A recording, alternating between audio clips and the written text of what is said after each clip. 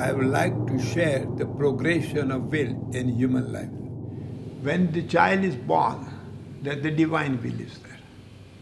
Because divine takes care of it when the infant is the child is born. Because he doesn't know, the child doesn't know, or the infant doesn't know what is happening. When child is between age 0 to 7, and then slowly become, at that time he needs the basic need of survival. He needs the food to eat, to survive physical body, breathe, air to breathe, same time need the security also, okay, he will be taken care, and then belonging, he is my mother, he is my father, he is my sibling, my cousins, and then we develop all the needs. That is called three basic needs. Everybody needs three basic needs. It is automatic and instinctive need. When you become 7 to 14 and 14 to go further, that time you have a desire to become something like it, to become this one, I want to be engineer, I want to doctor, I want to that. Right? That is desire will, okay? And that, because then you start feeling age of 14, 15, I am equal to need of self-esteem. I am much more than what I am. Then you look, because they don't have a past. They look for the future desire will, okay, wishful will. I want to become this and that and that and that. Then the age of 14 to 20, the desire will, all the making more focus, because there it lies with the survival, security, and the belonging. They belong to family and this and that. And then you go to the self-esteem, I'm much more than what I am. And then I want to self-actualization. I want to enjoy this, I want to enjoy that. And that lasts longer and longer. Okay, that will. And that longer, and suddenly age of 30, 40, 50, depends upon each individual. They become a preference.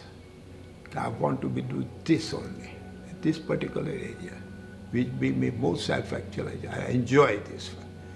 Formally it is required, they are fulfilling the basic need of survival, security, belonging, and self-esteem. People can recognize you. Now you are going with the self-actualization. I want to enjoy, this is my part of my life and I enjoy this one. That is called reflectible. You reflect on inner self. Now slowly you are going in, inner self is reflecting in there. I enjoy. Most of the artists, poets, sculptors, philosophers, or whatever, the singers, they all live in this kind of reflective. And that reflective is, and then when most of the people who are more creative people lives in reflective. That is preference. They have creativity based on reflective. And then suddenly it goes further, which I'm also trying. They call true will. I'm part of the existence and I'm existent part of me. Now reflective is still doing is that. The slowly switch over to the being.